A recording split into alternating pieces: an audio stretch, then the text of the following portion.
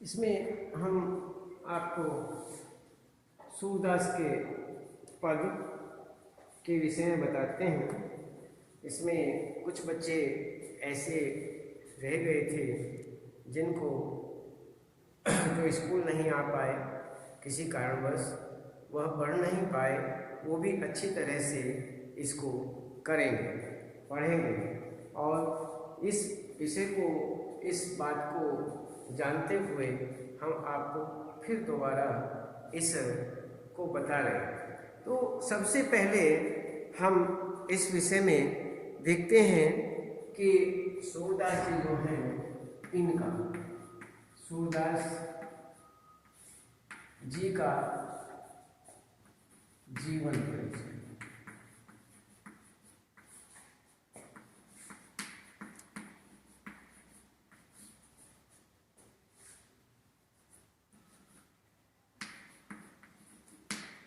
एवं साहित्यिक परिचय।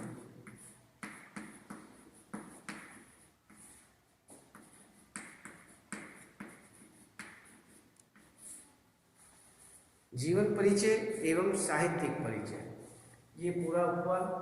अब इस जीवन परिचय के अंतर्गत सबसे पहले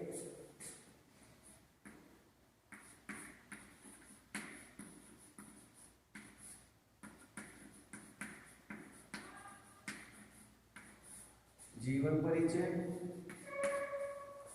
दूसरा रचनाएं,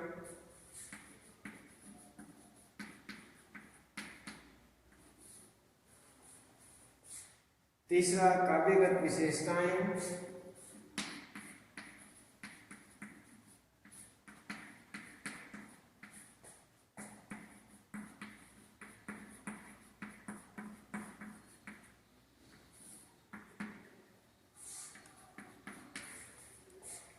चौथा भाषा शैली,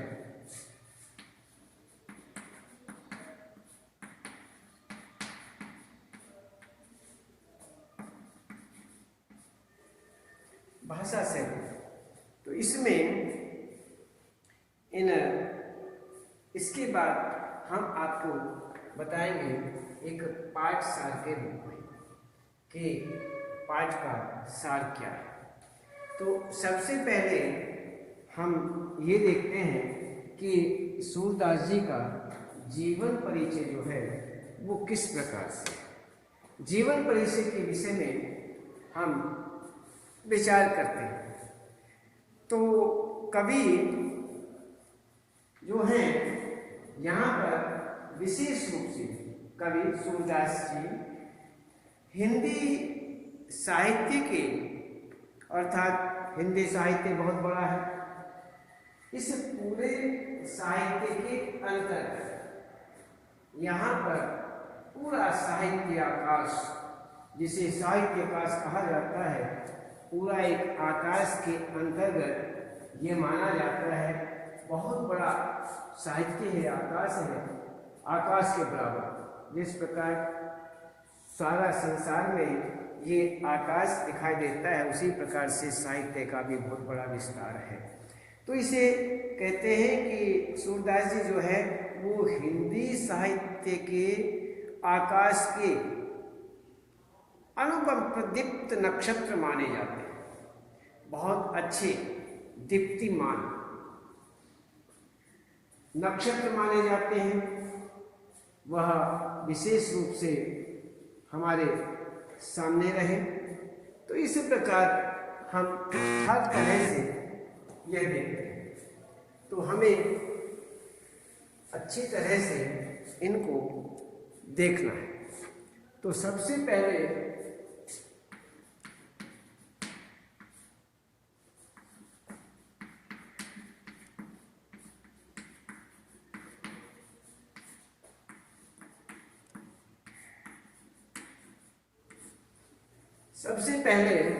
हम इसमें देखेंगे कि इनका एक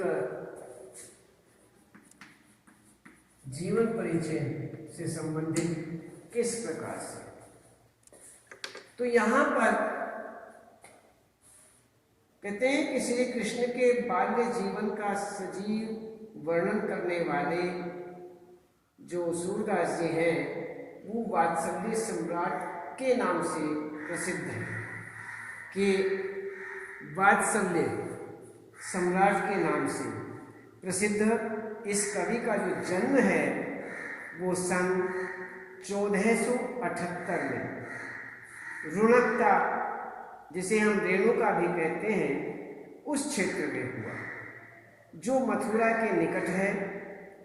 कुछ विद्वान इनका जन्म दिल्ली के निकट भी मानते हैं, जो सीही नाम के गांव में माना जाता है। सीही नाम का स्थान है, गांव है, उसमें भी मानते हैं। मथुरा में गऊ घाट पर रहते हुए उनकी भेंट वल्लभाचार्य से हुई और वल्लभाचार्य ने ही इन्हें अपने संप्रदाय में दीक्षित किया, इन्हें शिक्षा दी। और वल्लभाचार्य के शिष्य सूरदास जी अष्टछाप के कवियों में सर्वश्रेष्ठ माने जाते थे। उन्हीं की आज्ञा से भागवत को आधार बनाकर इन्होंने पद रचनाएं प्रारंभ की तथा मंदिर में रहते हुए इन्होंने स्वरचित पदों का कीर्तन भी किया, अर्थात वहाँ ये अपने आप ही पदों की रचना करते और अपने आप उन्हें गाया करते थे।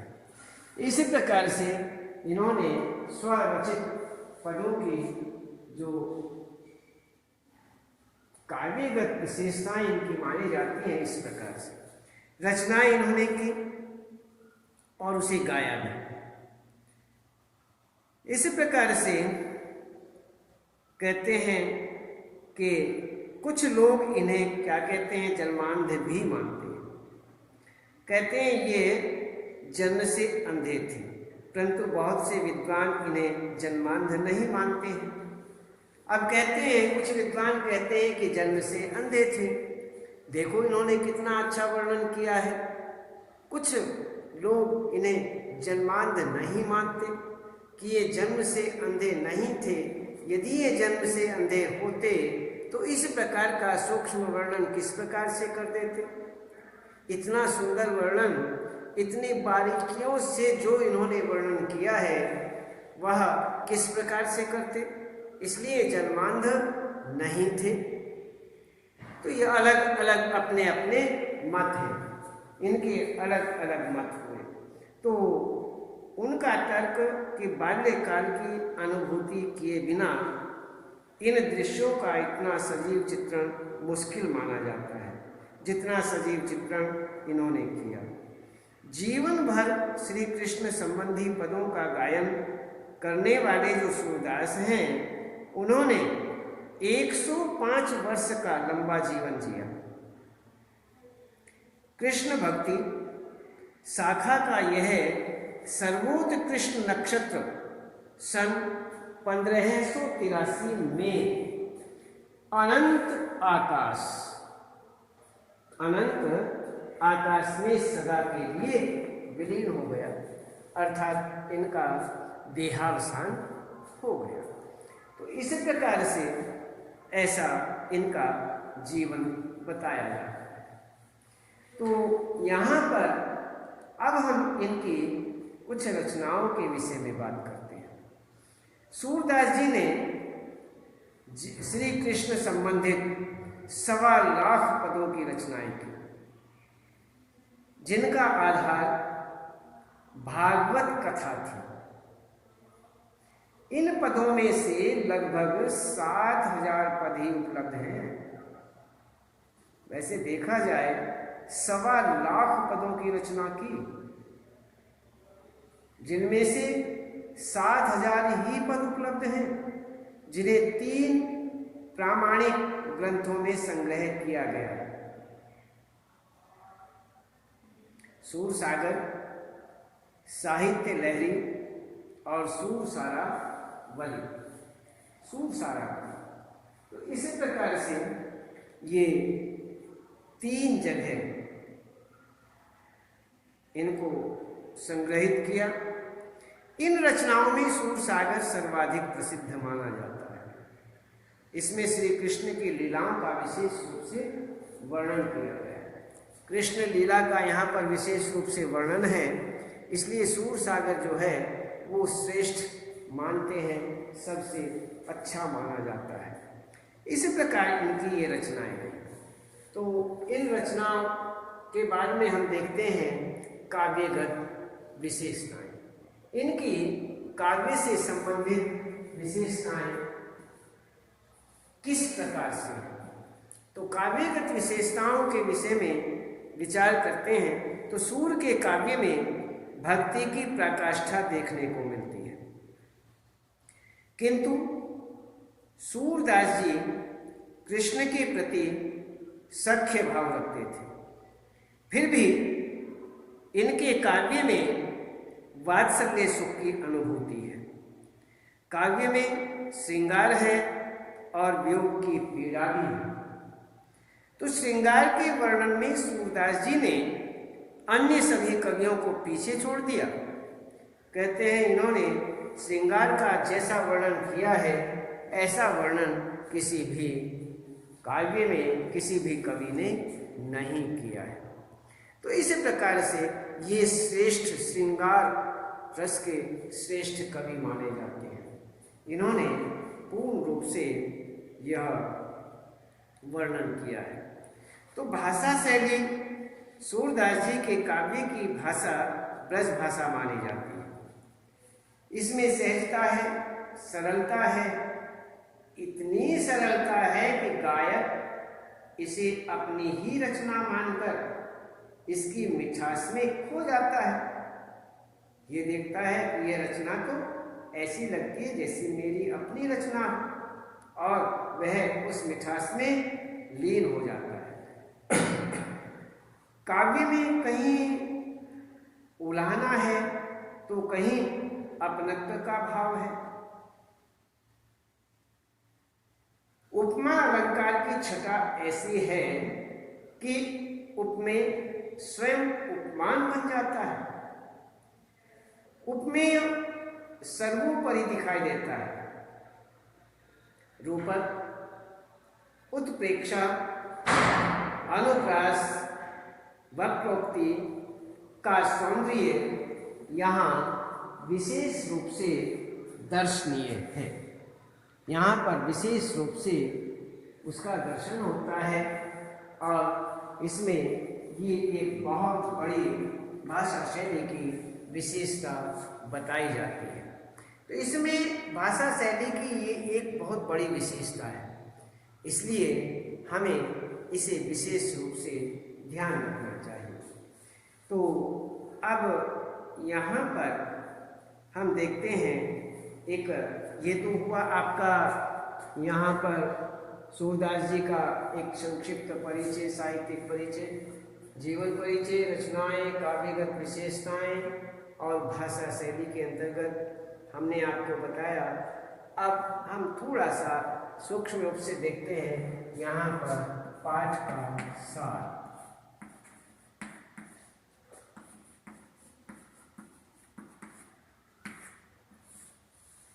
पाठ का जो सार है इसके विषय में बात करते हैं। सूरदास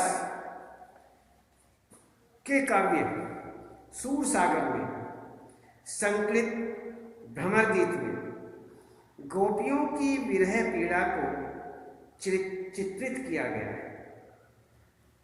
प्रेम संदेश के बदले श्री कृष्ण के योग संदेश लाने वाले उद्धव पर गोपियों ने व्यंग बाण छोड़े, व्यंग बाण किए। तो व्यंग बाणों में गोपियों का हृदय स्पर्शी उल्हाना है और साथ ही श्री कृष्ण के प्रति अनन्य प्रेम प्रकट हो रहा है।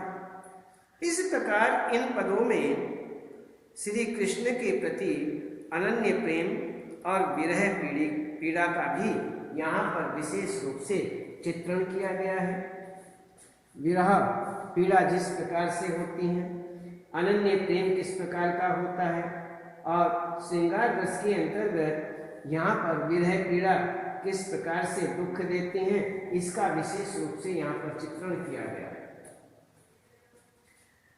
तो यहाँ पर यदि हम पहले पद की बात करें, सबसे पहले पद में जो यहाँ पर जैसे उद्धव तुम हो अति बड़भागी, ये यहाँ का पहला पद है, इनकी जो रचना है, तो पहले पद में ये बताया जाता है कि यदि उद्धव प्रेम के धागे में बंधे होते, प्रेम के धागे में बंधे होते तो विरह की पीड़ा को अवश्य समझ सकते। अब उद्धव कितने भाग्यशाली हैं जो श्री कृष्ण के समीप रहते हुए भी प्रेम बंधन में नहीं बंध सके। वे कमल पत्र और तेल युक्त घड़े की तरह ही रहे कि उनके ऊपर किसी प्रकार का प्रेम नहीं आ पाया, वह किसी भी प्रकार का प्रेम आनंद नहीं ले पाए। जिस प्रकार कमल पत्र के पत्ते पर पानी में रहते हुए भी एक बूंद का असर नहीं होता, अर्थात एक बूंद भी उस पत्ते को, कमल पत्र को स्पर्श नहीं कर पाती, उसी प्रकार से एक कमल, एक प्रेम सागर में रहते हुए ये जो उद्धव है, यह प्रेमानंद को प्राप्त नहीं कर सका, नहीं हो सका। और इसी प्रकार से घड़े के विषय में कहते हैं, घड़े की तरह ही, जैसे जिस प्रकार से घड़ा जो है तेल से युक्त होता है, तेल लगा हुआ जो घड़ा है, यदि उसे पानी में डुबो दिया जाए तो उस पर पानी का स्पर्श नहीं होता है, पानी फिसल करके उससे अलग हो जाता है। उसी प्रकार से यहाँ पर एक कमल पत्र के विषय में और एक तेल से युक्त जो घड़ा है उसके विषय में यहाँ पर एक तरह से उदाहरण दिए गए हैं, जिन पर पानी ठहरता ही नहीं है। उन्होंने प्रेम नदी में अपना पैर तक नहीं डुबोया। कहते हैं प्रेम रूपी जो नदी है, आनंद रूपी जो नदी है, उद्धव ने उसका स्पर्श ही नहीं किया। गोपियां ही ऐसी भोली अबला हैं जो न जाने क्यों प्रेम के बंधन में वैसे ही बंधी चली गईं जैसे गुड़ से चींटियां चिपटती चली जाती हैं। कहते हैं ये जो गोपियां हैं, केवल गोपियों के विषय में ही ऐसा कहा गया है कि वो पता नहीं वह प्रेम के बंधन में क्यों बंधती चली गई, और वो इस प्रकार से प्रेम बंधन में बंध गई जैसे चींटियां गुड़ की तरफ खिंचती चली जाती हैं और वहाँ जाकर के वह उनसे लिपट जाती है। इस प्रकार से गोपियाँ रहीं। तो ये हुआ पहले पद में। दूसरे पद में बताते हैं जो गोपियाँ हैं, उन गोपियों ने श्री कृष्ण के प्रति अपने प्रेम की गहराई को अभिव्यक्त किया है कि हम कितने प्रेमी हैं, हम प्रेम को ही चाहते हैं। तो इस प्रकार से जैसे मन की मन ही मांझ रही, तो इस दूसरे पद के अंतर्गत यहाँ पर गोपियाँ जो हैं श्री कृष्ण के प्रति अपने प्रेम की गहराई को अभिव्यक्त करती हैं, और गोपियाँ किस प्रकार मन महसूस कर रह जाती हैं। गोपियाँ इस प्रकार कहती हैं कि मन की अभिलाषाएं जो हैं मन के मन में ही रह गई, अर्थात खुलकर के हम भगवान कृष्ण से प्रेम नहीं कर सके, हम उन्हें बता नहीं पाए कि हम आपसे प्रेम करते हैं। तो श्री कृष्ण के आने की प्रतीक्षा में वह हम अर्थात हम व्यथा को सहन कर रहे थे। उनके द्वारा भेजे गए योग साधना के संदेश ने हमारी पीड़ा को और बढ़ा दिया।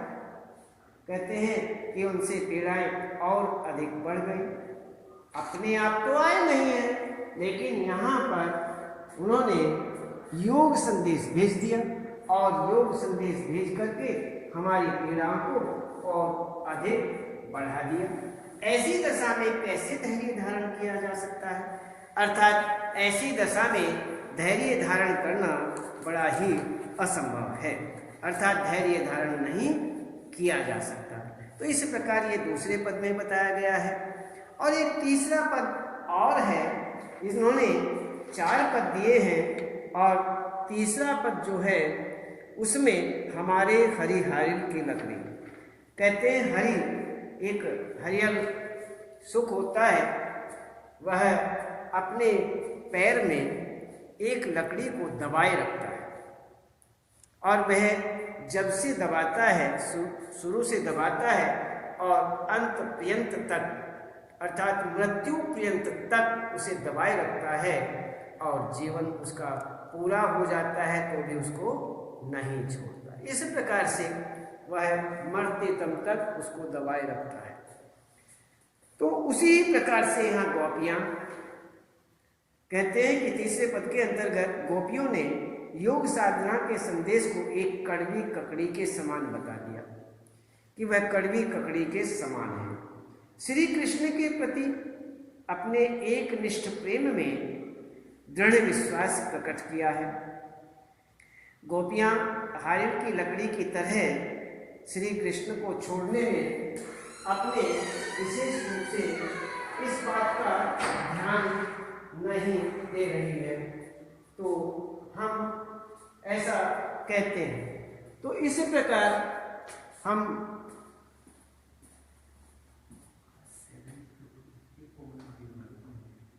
ये समस्या है। अरे भले बोलो, भले मैं क्या करूँ, मेरा स्वास्थ्य ठीक नहीं हो सकता।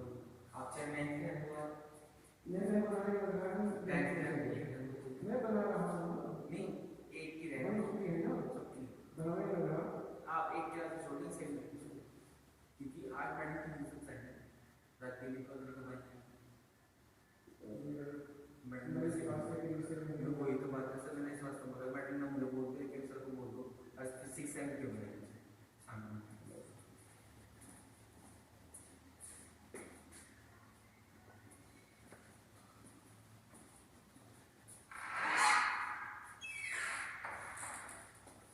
इस प्रकार से यहाँ पर ये बताया जाता है। उद्धव तुम हो अति, अच्छा ये तो हो गया, दूसरा पहला हुआ, दूसरा हुआ और तीसरा हुआ। इस तीसरे में ये हम बताते हैं, ने सुना श्री कृष्ण को छोड़ने में अपने आप को असमर्थ बताती है। वे कहते हैं कि श्री कृष्ण के बिना जिया नहीं जा सकता। योग साधना यह एक संदेश कड़वी ककड़ी जैसा प्रतीत होता है। वह एक ऐसा रोग है जिसे हमने न कभी देखा है और न कभी सुना है न भोगा है। गोपियों के अनुसार योग की बातें उन्हीं के लिए उचित हो सकती है जिनका मन चक्री के समान चंचल अर्थात इधर उधर भटकता रहता है। चौथे पद में एक चौथा पद भी है, वह चौथा पद हरि है राजनीति पढ़ी आए। इसमें गोपियां उलाहना देती हैं कि श्री कृष्ण तो पहले से ही चतुर और योग्य थे, उस पर भी अब राजनीति का पाठ पढ़ लिया है। इस विषय में गुरु से पढ़कर आए उद्धव और चतुर हो गए। गोपियां फिर सावधान होकर यहाँ पर राजधर्म को याद कराती हैं। कहती हैं कि पहले लोग राजनीति में रह करके प्रजा का हित करते थे। अब तो वे स्वयं ही अन्याय करने लगे। राजधर्म के अनुसार प्रजा को सताना नहीं चाहिए। इस प्रकार यहाँ पर ये बताते हैं कि राजधर्म का यदि हम आधार देखें तो इस आधार के ऊपर हम किसी भी प्रकार से प्रजा को सताना नहीं चाहिए। तो ये सारी स्थितियाँ आपके सामने हमने बताई। सूरदास जी का जीवन और साहित्यिक परिचय, जीवन परिचय, रचनाएं, काव्यगत विशेषताएं और भाषा शैली। तो इस तरह से इसके बाद में हमने आपको बताया कि पाठ का जो सार है, पहला पद, दूसरा पद, तीसरा पद और चौथा पद, 4 पदों के अंतर्गत यहाँ पर सूरदास जी ने जो पद लिखे हैं उनका सारांश किस प्रकार से है, वो आखिर इन पदों के अंतर्गत क्या बताना चाहते हैं। तो इस विषय में अब आज केवल इतना ही, उसके बाद फिर हम आपको आगे बताएंगे। और अब केवल इतना और फिर आगे।